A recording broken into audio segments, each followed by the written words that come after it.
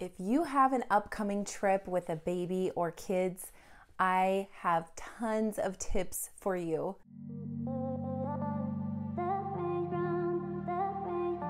I'm Mallory. I have 3 boys, ages 5, 10, and 12. I've been homeschooling for 8 years, and on my channel, I talk about everything to do with my life at this stage. So home, lifestyle, motherhood, and homeschooling. If you see me looking down, I have notes to keep me on track. And this is gonna be a little bit of a longer video because I have a lot that I want to share and I don't want to leave anything out. Most of this is going to be focused on airline travel because that's most of the experience I have traveling with my kids. I wanted to say really quickly, I've broken this into 3 parts. So planning, packing, and then day of travel. And I will put the timestamps in the box below if you want to fast forward and just get to one spot. And I will also link as much as I can down below to make your life easier. I recommend flights between 10 a.m. and 12, of course, keeping in mind when your kids nap. If you're able to be in the air flying while your child is napping, that will make your trip a little bit smoother. And another thing to keep in mind when booking travel is children are usually fresher in the first part of the day. So I don't like traveling later in the day because then they get really grumpy. So that's just my recommendation. If you are traveling by car, or by plane really, if your kids have something to look forward to at the end of this long travel day, it can help motivate them to stay good. So if you leave earlier in the day and they know that they have at least a few hours to enjoy wherever you're going, that is a little bit of a reward for them. When you're booking a hotel room, and you may need a travel crib or a rollaway bed, I recommend calling the hotel and adding that to your reservation requests because sometimes they only have so many available and sometimes they don't have any available depending on where you're traveling. This is just my personal thing, but the travel cribs at hotels kind of gross me out because when my kids are that age, like 1, 2, maybe 3, they're still like licking stuff and putting their hands all over it, and I don't know how well they clean it between guests. So I actually bought my own travel crib, and again, I bought this with my own money. I just love this thing. It's a Baby Bjorn travel crib. Highly recommend it. I'll show you here in a minute. It's lightweight, it's small, it's super easy to put up, super easy to put down, and my son just really liked having a familiar crib while we were in an unfamiliar place, and then I felt better because I knew it was clean. I knew it was his crib. I'll show you real quick how small this thing is. It's crazy. If you've ever used a Graco pack and play or any of that, that stuff is so big, it's so bulky, it's so hard to put together, and that's the last thing you want to deal with if you're busy traveling and you're super tired. Okay, so this is how small this travel crib is. Here's my hand. Look how thin it is. I think it's about 13 pounds or so. If you're traveling by plane and you are needing to rent a car upon getting to your destination, then I recommend calling the car rental company to see if they have car seats available in the size that you need and reserve those if possible. And if you are getting picked up by relatives, you want to make sure they have car seats available for you and installed, ready to go when they pick you up. And if that's just not possible or you don't feel comfortable using another car seat, you can take your car seat, and I believe the airlines shouldn't charge for that no matter what airline you're flying. And they make super fancy bags for that. Some of them even have wheels. Stroller. Okay, so depending on where you're going, if you need a stroller either at your destination or perhaps even just wheeling around the airport, you really want to think about it. So the first thing is the space. The space in the car to get to the airport is one thing to keep in mind, and also how heavy it is, because if you are bringing this on the airplane, they will have you gate check it. So you can wheel it down until right before you get on the plane, and you do have to fold it up for them.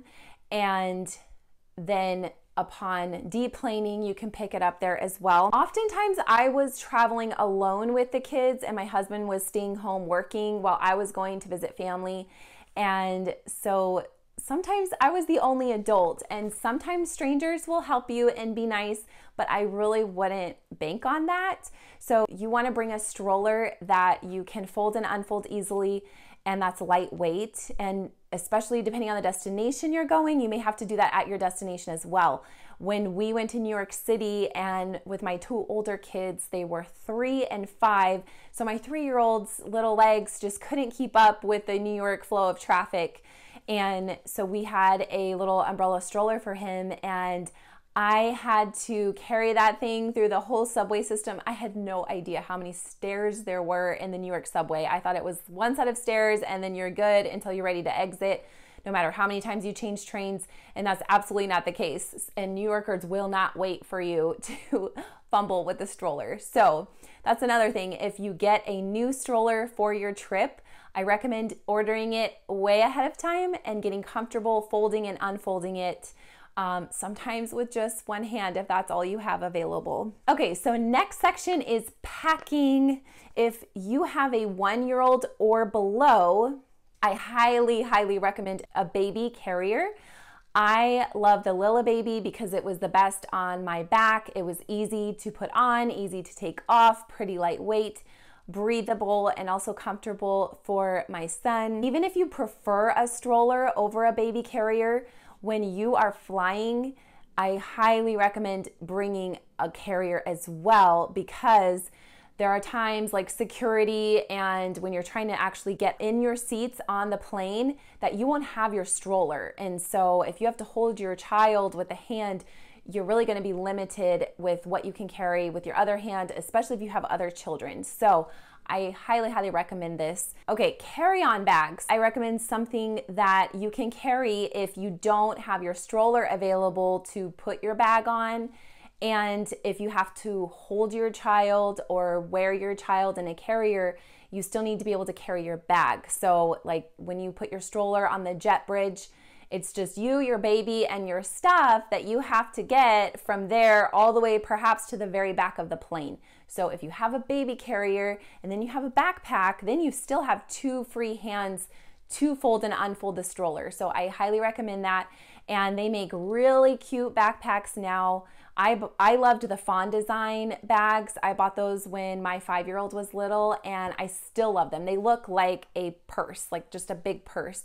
People don't even know that they're a diaper bag if they don't know that brand. So I love those. They're beautiful. It's still the backpack design, and it has a regular strap as well. If you have older children traveling with you, I highly recommend them carrying their own backpacks with their own entertainment and activities and snacks and a reusable water bottle if that's what you plan to use.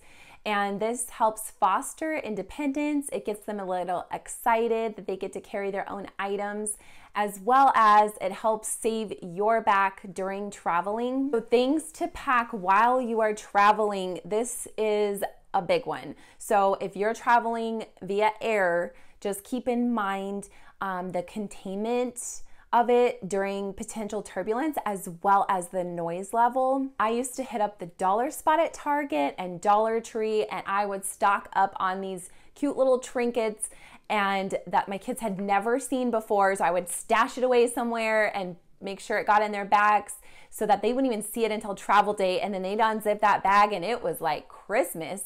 And even if it all ended up in the trash at the end of the day, it's perfectly fine. It got them through travel day. I loved the seasonal window clings. I would find those in the dollar spot at Target. So my younger ones could put those window clings on the window in the airplane, as well as the tray table. Draw and erase pads are great. There's a Crayola magic coloring thing with stamps, and I will make sure and put all of this stuff in the description below, and it's mess-free coloring and stamping. I would usually pack cars, dinosaurs, sticky hands they can play with, regular stickers. Melissa and Doug makes some really cute reusable stickers. Waterworks pads were really popular for a while, and it comes with this little pen and you just fill it up with water and then they color it and it becomes this colored scene. And you can either fill those up with water after security, or you can fill them up before and then just pop that in your liquid baggie for security. Indestructible books are really great for kids that are teething, that are going to get the books wet, and they really are indestructible. And I also like to pack really light, thin books, maybe a favorite book that your child's familiar with, and then some newer titles. If you have a teething age child, I really like those suction toys for high chairs, but they work on the tray table on the plane. For older children, you can get workbooks like mazes, tracing, dot to dot, tic-tac-toe, the dots and boxes game where you try to close the boxes, coloring pages, Uno, Go Fish. Breastfeeding can also be very helpful during takeoff and landing to help the child pop his or her ears. And if you have an older child that's not breastfeeding, giving them a special snack can help pop their ears. So I usually don't give my kids gummy snacks just because of the sugar in their teeth and everything. So this was really special for them to get a little gummy snack on takeoff and landing, but it doesn't have to be a gummy snack. It can be pretzels or fruit, whatever you feel comfortable giving your child. I'm just strategic whenever I give it to them because sometimes you're sitting on the plane for a while before you take off. So this is the time when I would have it ready, and then when I saw, okay, we're finally gonna start to take off, then I would hand out the snacks. So now that we are on the subject of snacks, this can really save your travel day. I would pack a bunch of snacks on travel day because just depending on your travel day, you might think, oh, I have a layover in Denver. I have time to pick up lunch. But if your plane is late and you've got to run, and it's super fun running in the Denver airport with the elevation, let me tell you, I thought I was going to die once or twice doing that. Don't recommend that in Denver. Sometimes you don't have time to buy a full meal at the airport, so making sure you have enough snacks to sustain you until you get to your destination is a good plan. And also, it can keep the kids entertained while they're on the plane. I would stash an emergency M&M pack in my bag so that if there was like a full-blown meltdown and I needed something to get through the flight, I would break those out. But honestly, I think I only had to do that maybe one time. And also along the line of snacks, I tried to buy snacks that my kids didn't have every day just so that it was special and a little bit more interesting and would entertain them for a little bit longer on the plane. The last time we flew, I actually packed full-on sack lunches because you can take food through security. I don't know why people think you can't do that. You can absolutely pack food for and take that through security. So we were traveling right about 12:30 lunchtime, and it was nice that my kids already had a lunch. So when they said, "Mommy, I'm hungry," I said, "Okay, check your bag. I packed you a lunch already." And then it probably saved me $40, $50 on food in the airport, and who knows how healthy it would have been as well. A big fan of lists.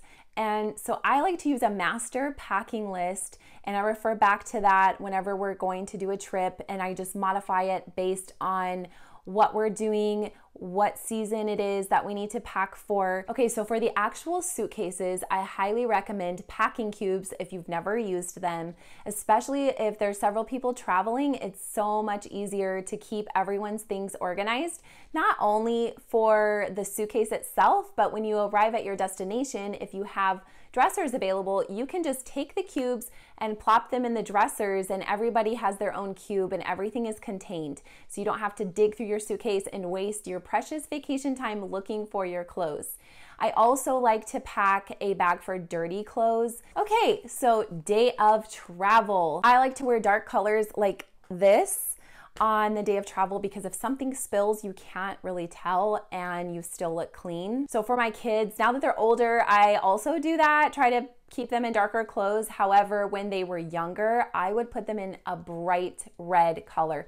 That way, if they decided to take off in the airport, I could easily spot them. When my kids were prone to bodily fluid messes, shall we say, I made sure and packed at least 1 or 2 full outfits, like top to bottom. I'm talking onesie, pants, socks, jacket, hat, those little mitten things, if they had those, I would do a full-on outfit, at least one for my carry-on for travel day, and then I would pack a shirt for myself as well. Okay, security, okay.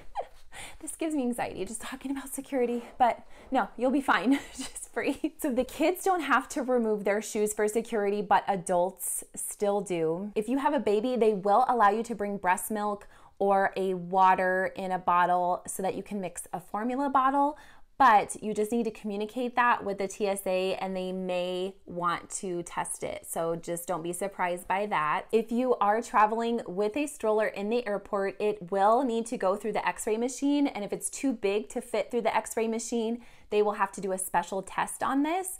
So just keep this in mind to make extra time for security if that's going to be the case. And since they do need to check your stroller at security, that means that you are going to have to hold your baby during that whole process. So this is when I recommend putting on your baby carrier, and you can go through the metal detector, no problem, and the baby's in there, and you can still be hands-free to deal with the bags, to deal with the stroller, and deal with any extra bags you have. And you don't have to go through the super invasive body scan when you're traveling with children. They'll just have you go through the metal detectors. If I have a baby, I change the baby's diaper, and then if you have a potty training age child that doesn't hold it very long, I recommend just for the airplane to wear a pull-up, because I've been in the air sometimes for over an hour before that fasten seatbelt sign came off. So if you have a little child that can't hold it, they are not going to hold it for that long. So it's nice to just have that backup and have that peace of mind so they don't have an accident on the plane. So I like to bring reusable water bottles with us in our carry-ons, and my airport is really great about allowing us to fill those up after security.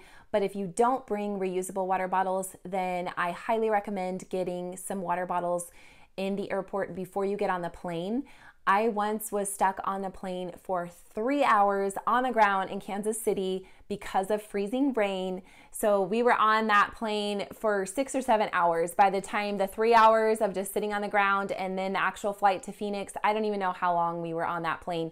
And I was so glad that I had water and I had snacks for my kids to make it a little bit more comfortable. If you are planning on allowing your children to use electronics on the plane, I recommend trying to exhaust all of the analog toys and activities first, because usually after you get out electronics, the kids are not interested in the other more slower paced activities, and they can also get a little tiny bit cranky with too much electronics usage. So I would just delay bringing out the electronics as long as possible. I would also try to wear my kids out a little bit before we got on the plane. If you have time to hit the park before you leave or let them play in your backyard before you leave, you can do that. If not, if you're just going straight to the airport, I just like to walk around and just get some of that energy out, get some wiggles out, so that when they are sitting on the plane, they are a little bit more calm and worn out. If you are flying with Southwest Airlines and you don't have a seat assignment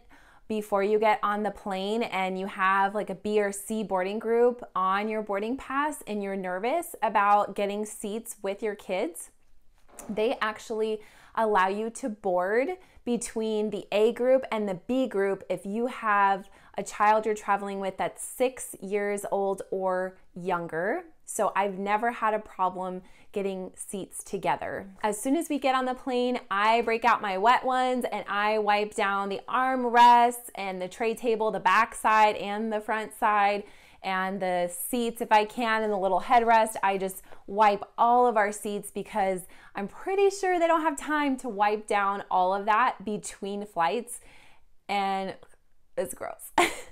So once we do all of that, I get my ear popping goodies handy and I hand them out when I know for sure we are getting ready to take off so that my kids can pop their ears easily. There's also a medicine that can help them pop their ears, so I will link that in the description box below. If you have a child that's prone to spilling drinks without a lid, I recommend bringing an empty sippy cup, because sometimes the in-flight beverage service does not include a cup with a lid. I don't avoid the drink service because my kids kind of look forward to it because I don't let them have a lot of sugary drinks. So this is something that they actually looked forward to when we were flying. Last but not least, traveling with kids and babies is hard, and there's a lot of things that are outside of our control, but we do have control over our own calm and our own kindness, and our kids feed off of our energy.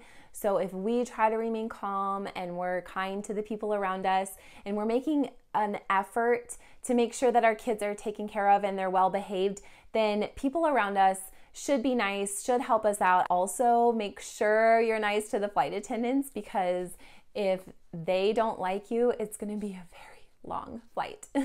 Hopefully I was able to help you with your planning your upcoming trip, and check out some of my other videos on Easter basket ideas and 10 things I wish I knew before I had kids, and I have so many things coming for this spring and summer season. So thanks so much for watching. I will see you next time.